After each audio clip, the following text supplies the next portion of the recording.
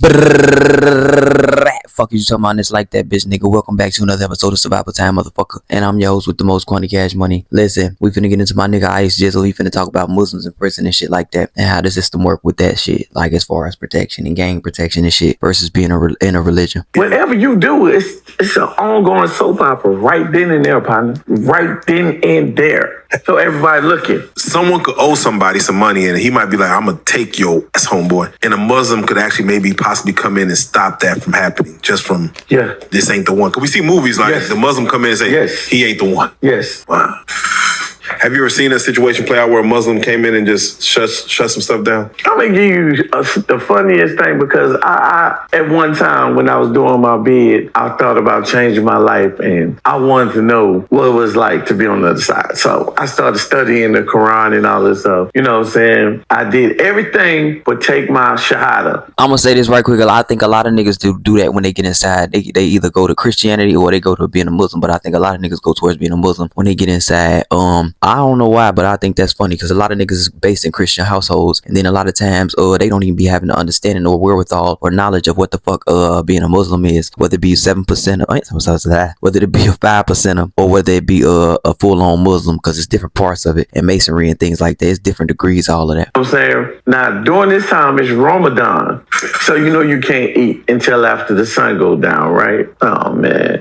So we in the gym, everybody on their prayer mats and stuff, making salat, you know what I'm saying? And chow just ended. So you got brothers walking in and walking out. The entire mosque raised their head when this one brother walked in, and somebody said, I smell a cheeseburger. Who got food up in here? Nobody said nothing, but everybody looking towards this one individual like, it's so strong, it's coming from him. You know what I'm saying? So the SOAs, which stands for Soldiers of Islam, Soldiers of Allah, or the SOI, Soldiers of Islam, they standing at the door. So they were like, brother, come here. Let me search your bag. They found it, and it had been eaten off of. You know what I'm saying? He ate half of it. So this brother was a 7%er. Now we all know. Hey, look, I just want to let y'all know I didn't purposely do that. I didn't see that. I didn't see this part to this shit. So I just accidentally said 7%er, but it's really 5% nation. They really the 5%ers, and they really speak on being 95% of the world not knowing, and then I'm gonna say 90% of the world not knowing, and 5% of the world do have that shit work. Y'all, if y'all know, y'all can put it in the comments. I'm not really 100% sure, but I know 5% of the world do know the truth about the world, and the rest of the world don't know. And the ones that do know don't want to share it, and the ones that do share it don't get heard. But niggas need to understand how strict being a Muslim is, and just being in that religion, in that area field. It's not like Christianity. It's loose, and you can't just be doing anything you fucking want to do. You got rules and strict regulations to that shit. It's not no game, ain't no gimmick. That's why I believe when they be talking that shit about them niggas in jail, I believe they do be holding niggas down in jail because they have to stand firm on being a man at all times, because that's a part of a law in their religion. So niggas gotta understand that part too. That's why I speak so heavy on being a black man or just being a man, period, because at the end of the day, these are some niggas that I done watched even too. But that be my point. The strength of a man is within himself. It's not within all of this other shit. Everybody keep trying to put all of their passions and shit off into other shit. Nah, put your focus on yourself, bro. That they don't get along with certain groups up under the umbrella of NOI. You know what I'm saying, right? So the SOA said, we're gonna have to punish you. He said, you know better than that. And he was like, what? So they actually got into a physical altercation and did something to this brother. Guess what happened? We all went to fight. Everybody. Who's fighting who? Good question. I can't pinpoint and say, well, it was him against him, and then I know that, the, what do you call them? The 7%ers wasn't going for it and stuff because they punished him. They felt like that was harsh. They shouldn't have did that. So they jumped up and stuff, and all the other brothers up in there, what did they call these brothers? Been a while.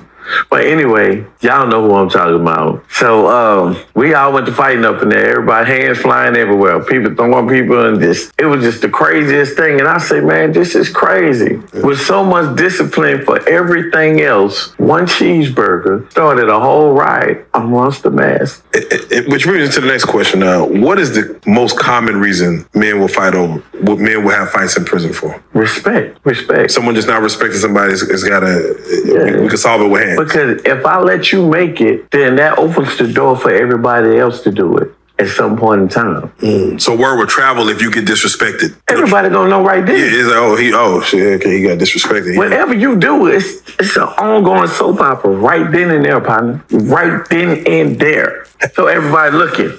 And then word gonna travel. Man, we was in the door the other day and then such and such, you know what I'm saying? And he called homie a bitch and and we thinking they finna spaz out and shit, he let him make it. Huh? What? That's all over the farm now. That's all over the place. So somewhere down the line, you're gonna have a conversation, whether you playing basketball, you going up, somebody gonna elbow you, and they gonna be like, well, shit, you ain't slap, man, shit, bro, don't do that no more. You ain't slap homie and shit when he called you. I'm gonna say this right quick, cause that's how niggas be on for real, on the low in real life. Like, they really be antagonizing a nigga because they feel like he easy pickings. And that's why I feel like it be so serious, cause in prison, you really fending for yourself at that point. Like, it ain't like the free world. You running around and you can move around and shit. But they gonna pick at you regardless. Niggas, that's the best thing niggas know how to do is pick at a nigga. But the main thing I want to focus on and zero in right quick on is this. When it comes to the Muslim situation, niggas need to understand, like I said, how serious that is. It's not no game over there. They not playing when they over there starving for that time frame for Ramadan. They not playing when they on their knees praying 30 sometimes a day. They not playing. That's not a game for them. That's like their life. That's their livelihood. That's their understanding, and that's their way of moving. So when they take them things serious, they ain't playing about that shit. So they'll damn near kill you about some shit like that. I could see motherfucker getting jumped about some shit like that. That's a punishment. But it's prison. You already know it's gonna be ruthless. It's always gonna be extra. It's gonna be some bullshit. You ain't slapped homie when he put that bad low out on you. You know what I'm saying? Talking about you were fucking them boys, you know, whatever reason. You told on such and this and that, and you let the nigga make it and all this here. Or what about the nigga in the streets and shit that shot your brother and all this type of stuff, and you ain't do nothing about it. You ain't get your lick back. You know what I'm saying? What if, a lot of young kids going to prison, they normally go known for shooting, because that's all kids do nowadays is shoot. Yeah, and some of them never had fights before. What if somebody just doesn't like to fight? Like a young dude, maybe a buck 20, he just don't like to fight. What happens with a guy like that who just doesn't like fighting? Well, I mean, what happens where? To him in the streets or in the penitentiary? Like he just don't like fighting. He have to, like, you're gonna have to fight. State and he get in situations, he gonna have to. And if he don't, he gonna be somebody bitch. Damn, there ain't no other. You just can't not want to fight. Like, I just don't want to fight. I'm peace, my brother, peace. They gonna look at that as, oh yeah. You can join Islam right now with all that, and you still at one point in time gonna have to get your hands dirty, because even they, and Christians too, Christians running around in prison with knives. Yeah, I believe in Jesus.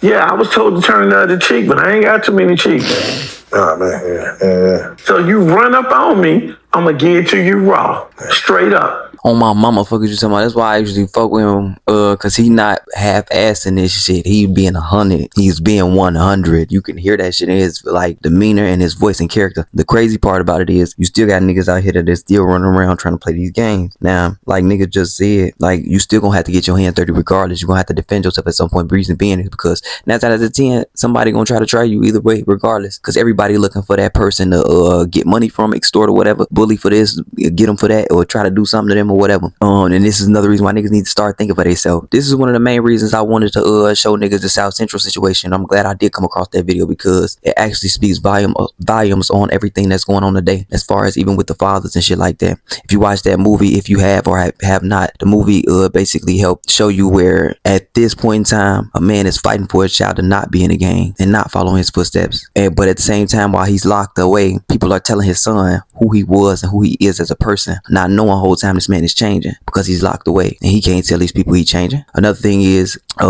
today's kids are not being fought for shit. When it comes to this jail shit, this gang shit, and none of this shit, these is things that niggas need to even really be realizing. Even with just the religion aspect, like niggas be thinking, oh, when I go to jail, I'm gonna get protected if I go join this religion and shit, and they come out and don't be part of that religion no more.